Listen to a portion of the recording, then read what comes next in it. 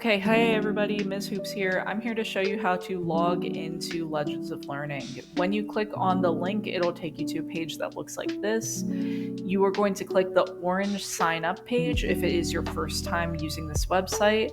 If you have used this website before, you're going to click the purple login page and then just log in with Google and it'll take you to your activity.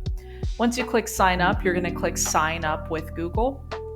Then you're going to choose your school Google account, then click continue.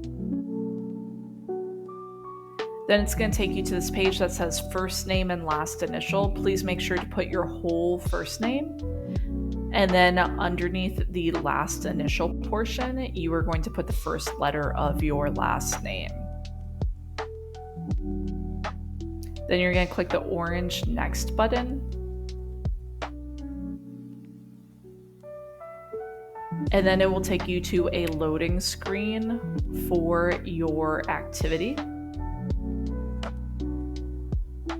Once that loads, you'll see a page that looks like this with your activity, and you're going to click start.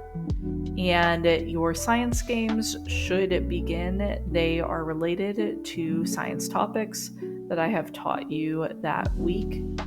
If you have any questions about how to get logged in or anything about this, please send me a email.